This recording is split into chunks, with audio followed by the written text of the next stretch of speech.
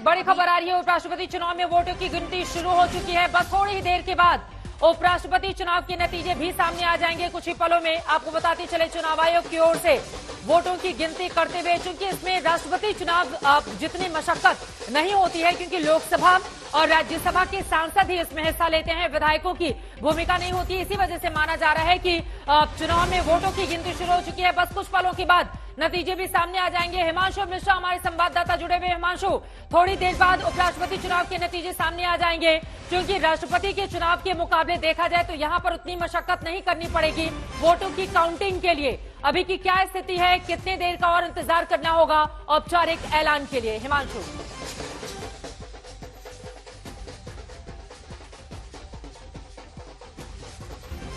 चलिए हिमांशु मिश्रा के पास हम चलेंगे, लेकिन ये तस्वीरें आपको दिखा रहे हैं। एक तरफ झुंझुनू में आपको बताते चले जगदीप धनखड़ के घर के बाहर आप देखिए किस तरह से जमावड़ा लगा हुआ है। राजस्थानी रंग में सभी रंगे हुए हैं। राजस्थान के ही किसान परिवार से वो आते हैं, जाट समुदाय से ताल्लुक रखते हैं।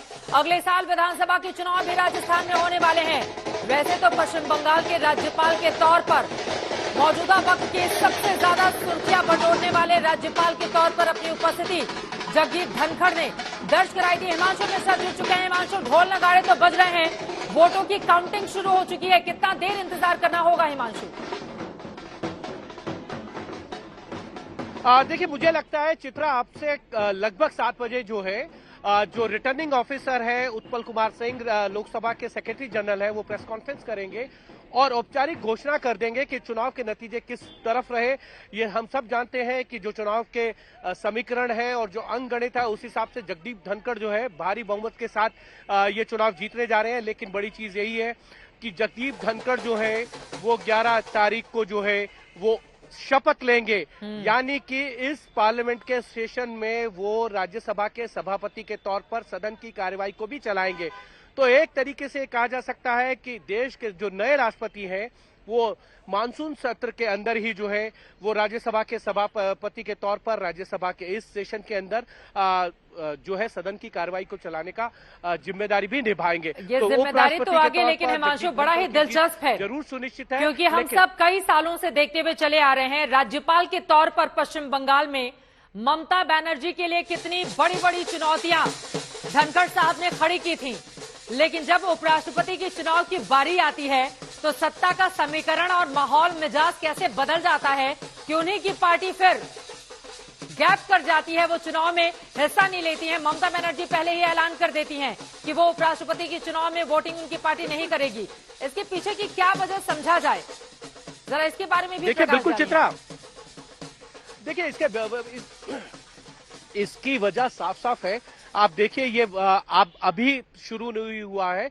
जब राष्ट्रपति पद के उम्मीदवार की घोषणा हुई थी और विपक्ष की तरफ से उनकी पार्टी के यशवंत सिन्हा को विपक्ष ने उम्मीदवार बनाया था, द्रौपदी मुर्मू को भारतीय जनता पार्टी ने एनडीए का उम्मीदवार घोषित किया था। उसके बाद ममता बनर्जी ने एक बयान दिया था। उन्होंने कहा था कि भारतीय जनता पार्टी अगर हमसे बात कर लेती तो हम जो है वो द्रौपदी मुर्मू का समर्थन करते हैं, हमारी पार्टी। अब जब उपराष्ट्रपति की बारी आई, कांग्रेस की तरफ से मार्गरेट अल्वा का नाम आया, तो ममता बनर्जी और उनकी पार्टी ने यह कह दिया कि उनके साथ चर्चा नहीं की है, इसलिए वो विपक्ष के कैंडिडेट के साथ नहीं है। लेकिन दूसरी तरफ उन्होंने ये भी कहा कि वो और उनकी पार्टी पूरी तरीके से इस मतदान से दूर रहेगी और ये फैसला पार्टी का है।